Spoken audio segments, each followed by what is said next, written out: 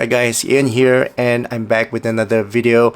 And today I'm going to introduce you guys this FiiO FT1 Pro planar magnetic headphone. Retail price for this is $200 and it's available on FiiO's website. So if you want to find out more, do check out the unaffiliated link in the description below. As you can see, I've taken it out, I've listened to it, I've tested it, I've compared it with some of my FiiO headphones. So I'm here to share with you guys my thoughts and opinions about this FiiO FT1 Pro so that you guys can make an informed decision. So let's start off with the accessories. You'll get a user guide as usual, and you get a carrying case. So this is a hard shell case, feels like a coconut, and you can put your headphone in here and protect your headphone. So pretty simple function for this carrying case. You get two different types of cable. One is a balance 4.4 output, okay, and the other is a single-ended 3.5 output, and both of them connects to your headphone via the left and right cable. Okay, pretty standard. And of course you get this adapter. So this is a 1/4-inch adapter, whereby if you want to use your headphone with your hi-fi system or your multimedia system, this is the adapter that you'll need. Okay, so that's for the accessories. Now let's talk about the headphone. Now in terms of the design and build quality, it's really good. It's made of metal, okay, and the headband is kind of wrapped with fabric, leather fabric on the bottom, okay. Ear cups can swivel a little bit, as you can see, and in and out as well. This is spring loaded, so it springs back to its original position, and the headband you can extend, pretty much fit any heads, right? If you have a large head, it should fit your head. It's pretty big scope. Headband itself has got cushion on top and some leather. I don't think it's real leather, but yeah, it's leather on top, and it doesn't create any hot spots at the bottom here. And then you've got left and right indicator on the cups itself, as you can see, okay. And the overall cup itself this is an open back, so you can see a little bit of the planar, the driver that's inside, and on the ear pads inside you can see it's nice and flush. You can see a bit of fabric on the inner side of the cup, and on the outer side is some sort of a leather as well. At the bottom is the connection, whereby you connect the 3.5 cable to it, and the other end connect to your source. Okay, so that's the design, and it's quite durable, feels quite durable, doesn't feel flimsy to me. Now in terms of fit and comfort, okay, so the clamping force is not too strong. You can extend it to the size of your head, okay, and it doesn't give me any fatigue when I'm wearing this, and doesn't give me any pain to my temple, so it's pretty good. The top here doesn't give me any hot spot on my head, so this is a very comfortable headphone to wear, and I have no problem wearing this headphone. It goes over my ear, it doesn't touch my ear, and it covers my entire ear. I've got small ears, so this fits my ear pretty well. Okay, now in terms of the drivability for this is very easy to drive. The impedance for this is very low, it's just 16 ohms with a sensitivity of 112, and it's very easy to drive. So as compared to my FiiO, this is so much easier to drive. So with a volume level of maybe 50%, it sounds really loud on a balance output, whereas compared to my FiiO, I had to go all the way to 70% to match the same volume level on this headphone. Okay, next let's talk about technicalities on this and the technical performance for this. In terms of the overall resolution on this is fantastic. really value for money for $200. You're getting a huge headphone. In fact, some planar IEMs, they cost $200 or even more. So for that value and that resolution that this planar headphone open back can produce is really value for money in terms of the resolution. Now the soundstage sounds a little bit unnatural to me. I would say overall layout of the soundstage didn't sound natural, but in terms of the actual soundstage itself, it sounds very spacious, very big in terms of the room size, and it's very separated, and it's got good layers to the back. So it's very well spaced out and laid out. It's just a little bit unnatural. Sometimes the vocals will sound a bit off center, and instruments may sound it doesn't sound natural to me. But other than that, this soundstage is quite spacious.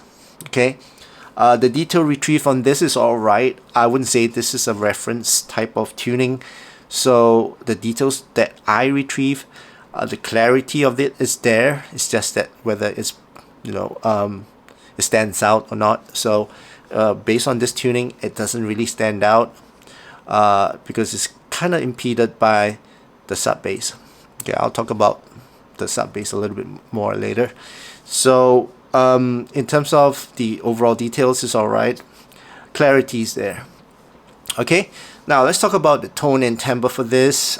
This is warm, is fun, is fun, is casual, and first time. I mean, even though planar headphones, they don't have that dynamic response.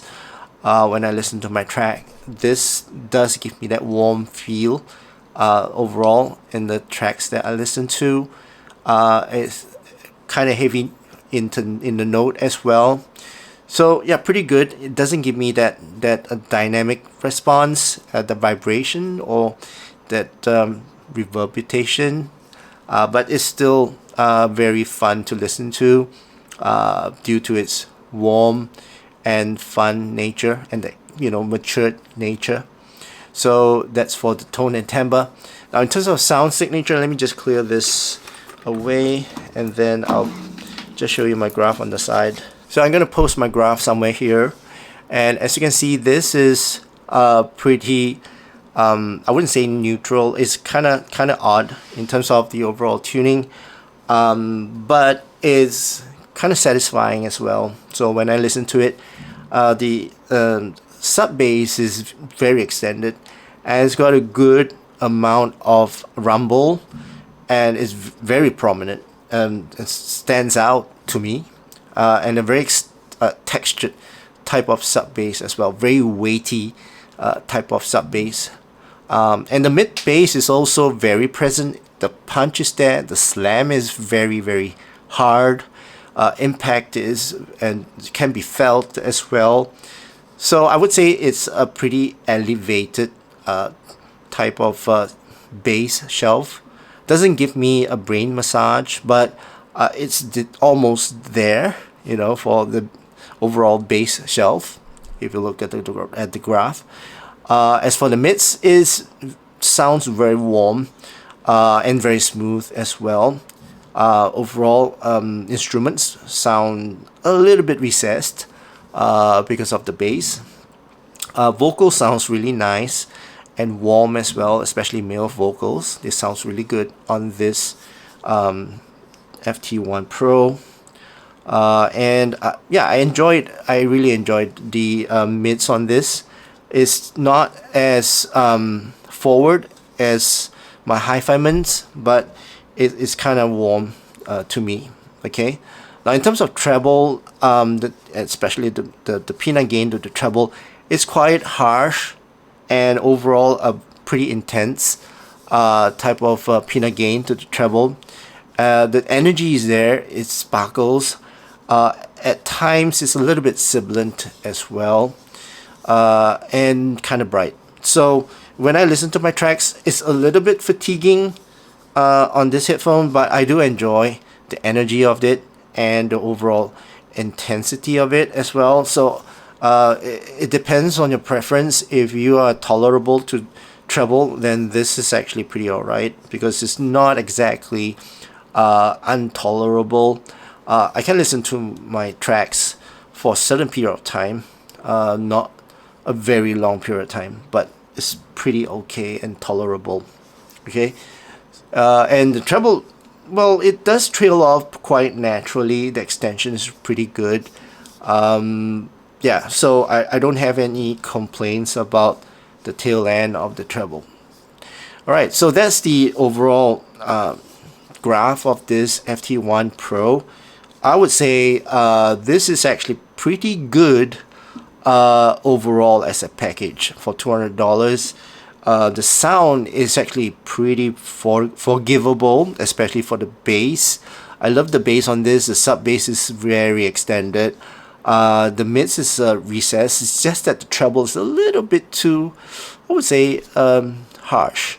And if they refine that a little bit, I'm sure this is gonna be a very, very good headphone at $200. Now let's compare it with my HiFiMan. So I've got my Sundaras here, as you can see, and when I compare it with the Sundaras, in terms of drivability, this is much easier to drive. Right, the FT1 Pro is so much easier to drive than my Sundaras. Sundaras are harder to drive, and I would say in terms of sound signature, the Sundaras would sound a little bit more natural sounding as compared to the FT1 Pro. Both of them, I would say, they are a little bit on the warmish side. Same for the Sundaras, but Sundaras would sound more balanced, not as bassy as the FT1 Pro. And also the treble on the Sundaras, they're a little bit more smooth than the FT1 Pro, but I would say the FT1 Pro sounds more exciting, more energetic, and it's got more sparkle on the treble of the FT1 Pro. Now let's compare it with the HE400 SE, as you can see. So this is the HE400 SE. Now the SE, I would say, is not as resolute as the FT1 Pro. At the same time, the SE is a little bit less warm. Okay, it's harder to drive as well. Overall, I would say in terms of clarity, resolution, this is definitely clearer.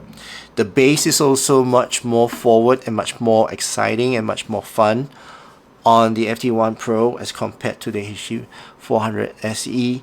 The 400 SE, again, the treble is not as bright as the FT1 Pro, so I would say that it's a little bit more smooth, right, as compared to the FT1 Pro.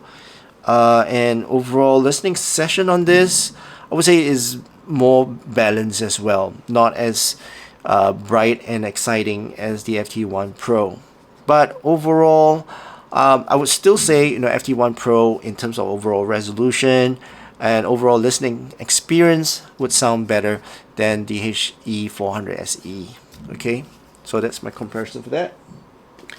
And that concludes my comparison, and also concludes my overall video for this FT1 Pro. I would say $200 is really worth the price for this headphone, for what it sounds. Okay, it's not a perfect treble, but if you're tolerable to treble and you like that bright sound, this is definitely gonna be the headphone that you're gonna think about at the $200 price range. Okay, so that's my overall thoughts and opinions about this FiiO FT1 Pro. I hope you guys enjoyed watching this video. If you did, please give this video a thumbs up, and also please don't forget to subscribe to my channel. I hope you guys have a great day ahead, and I'll see you again in my next video. Cheers.